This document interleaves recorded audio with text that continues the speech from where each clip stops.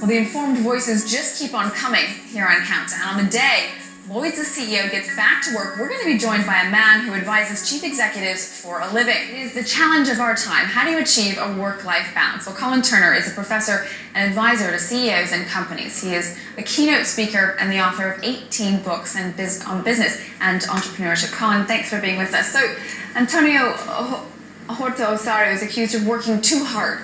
Is there such a thing? I don't think he can be blamed for working too hard, but one of the challenges that he has is that CEOs must consider strategically, and he tends to think operationally. Indeed, he's actually, although he's going to delegate more, he's actually not bringing on an operations officer.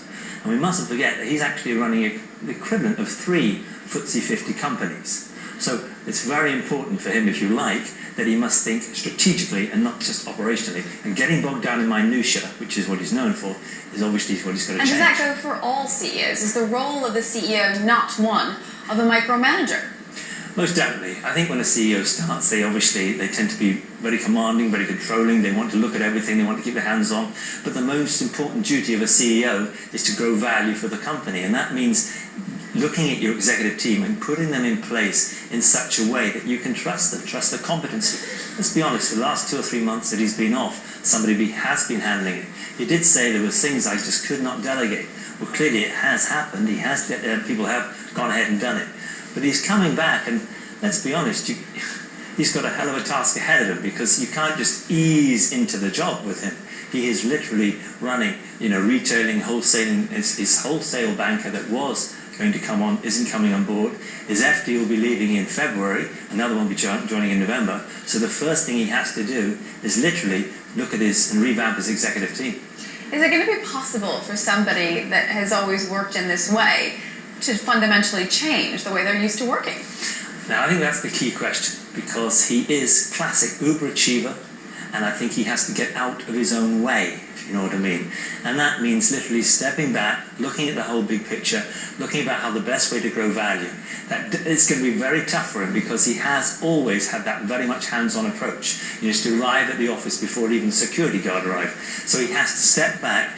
But the key is to put his development team in place, his executive team, and sometimes grow them within the business, because they do exist within the business. He doesn't have to look around. And they've got, obviously, a good incentive for them to grow because of the challenge that middle management and senior management have gone through in Lloyds. Do you think Lloyds could have done a better job of managing expectations before its new CEO even started? Lloyds is an excellent company. Unfortunately, it took on a tenuous merger with HBOS, and they brought on a portfolio that we weren't aware of. So they hit rough waters, and they hit rough waters at that time. They didn't even know what they'd got. So really, they lost some of their initial culture, blended into that. I think they've had to rethink themselves completely.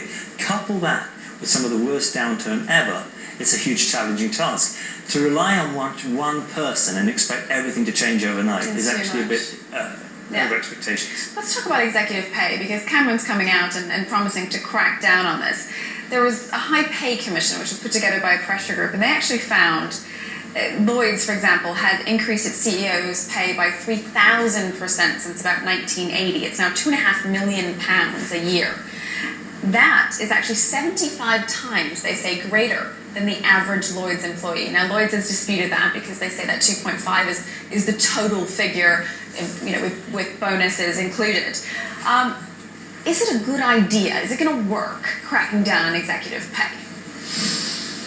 There has to be incentivization, but at the same time, you've got to be remunerated commensurate with what you do.